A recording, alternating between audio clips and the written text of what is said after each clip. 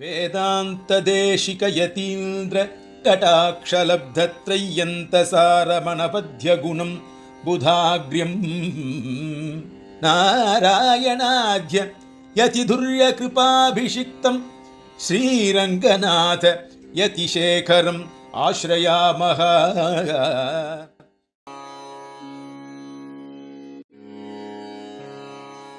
తదనంతరం పి రాఘవేంద్ర దశవిధహేతు నిరూపణమధిగత్య విష్ణుభట్టాచార్య పూర్वे उक्तं पुनः एकवारं सः वदति तदस्ति केवलं 5 minutes.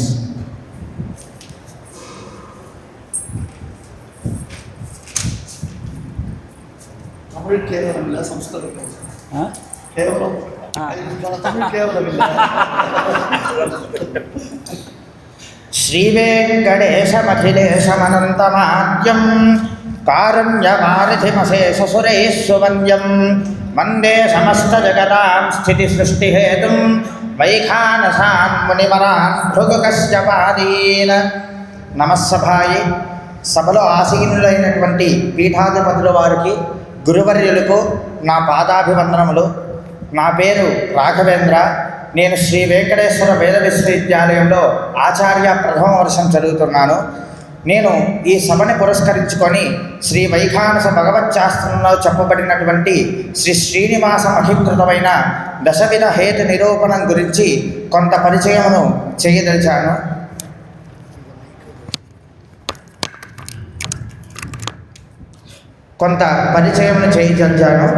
ముందుగా ఈ విషయాన్ని గురువరులైనటువంటి శ్రీ విష్ణుభట్టాచార్యుల వారు చెప్పి ఉన్నారు. అయినప్పటికీ కూడా నేను కొంచెం సంక్షిప్తంగా చెప్పదలిచాను. ముందుగా బోధాగినాది ఆపస్తంభాది సూత్రములలో వైఖానస కల్ప సూత్రము అనేటువంటిది సర్వసూత్రములకు ఆది అయి ఉన్నది. ఏ కారణముల చేత ఈ వైఖానస కల్పసూత్రము విశేషమైనదో, అనుసరించదగినదో శ్రీ శ్రీనివాస దీక్షితుల వారి చేత సమర్థించుచు 10 హేతువుల ద్వారా నిరూపితమైనది. ఆ 10 హేతువులు ఏమనగా, అఖిల జగత్కారణ భూతేన విఖనస ప్రణీతత్వాత్, సర్వసూత్రాణమాదిమత్వాత్, ప్రధానాది కర్మసు శృతిమార్గానుసారిత్వాత్, సమంత్రక సర్వక్రియావత్వాత్, నిషేక సంస్కారాదిమత్వాత్, అష్టాదశ శారీర సంస్కారాత్మకత్వాత్, సాంగక్రియా కలాపవత్వాత్, మన్వాద్యేహి స్వీకృతత్వాత్, అఖిల జగదేక కారణభూత శ్రీమన్నారాయణైక పరత్వాత్, తత్సూత్రోక్త ధర్మానుష్ఠాపతామేవ భగవత్ ప్రియతమత్వం ఉపపత్తేశ్చ ఇది. ఈ 10 హేతువుల ద్వారా తాత్పర్య చింతామణి గ్రంథ ప్రారంభంలో కల్పసూత్రము యొక్క విశిష్టతను చెప్పబడినది. అందులో నేను ఒక హేతువులను గురించి ప్రసంగించదలిచాను. మొదటిగా సర్వసూత్రాణం ఆదిమత్వాత్ అనేటువంటి హేతువు గురించి చెప్పదలిచాను. మనకి వేదములు 4 అని మనందరికీ తెలిసిన విషయమే. అవి ఋగ్వేద, యజుర్వేద, సామవేద, అథర్వణ వేదములు. అయితే ఈ వేదములు ముందు ఒక్కటిగానే ఒక వేదరాశిగా ఉండేవి. వాటిని 4గా విభజించినది వ్యాస మహర్షుల వారు. వ్యాసం అనగా విభజించుట అనే అర్థమని తెలియచున్నది. వేదాన్ని 4 భాగాలుగా విభజించారు కాబట్టి ఆయనకి వ్యాస మహర్షి అనేటువంటి నామం వచ్చినది. ఆయన అసలు పేరు పరాశర మహర్షి. అయితే ఈ వేదం విభజించక ముందు దీనికి వైఖానస శాఖ అనేటువంటి నామము ఉన్నది. ఈ యొక్క వైఖానస శాఖను అనుష్ఠించడం ద్వారా వారికి ఐహిక ముష్మికాదులలో సకల సౌఖ్యములు కలుగుతాయి అని శాస్త్రం రూఢీకరించింది.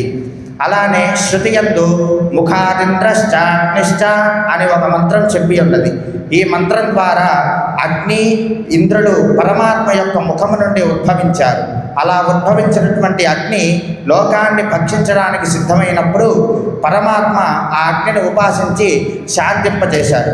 అలా పరమాత్మచే ఉపాసింపబడినది కాబట్టి దానికి ఔపాసనాగ్ని అనేటువంటి నామమును పిలువబడుచున్నది. ఈ ఔపాసనాగ్ని లక్షణం మొదటిగా వైఖానస శాస్త్రంలోనే చెప్పబడి ఉండడం, అలానే నవగ్రహ మండలంలో సూర్యుని యొక్క ఆకారం చూసినట్లయితే అది వృత్తాకారంలో ఉండును, కానీ వైఖానస శాస్త్రంలో చతురస్రాకారంలో ఉండుట అని తెలియబడుతున్నది. దీన్ని బలపరచడానికి విష్ణు పురాణం నందు ఒక వృత్తాంతము కూడా చెప్పబడి ఉన్నది. అది ఏమనగా, ఒకనాడు విశ్వకర్మ కుమార్తెను సూర్యునికిచ్చి వివాహం చేయగా ఆమె ఆ సూర్యుని తేజస్సును భరించదాలక తన తండ్రి అయిన విశ్వకర్మను వేడుకొనగా అప్పుడు విశ్వకర్మ అల్లుడైనటువంటి సూర్యుడిని సానబెట్టినట్లు తెలియబడుతున్నది.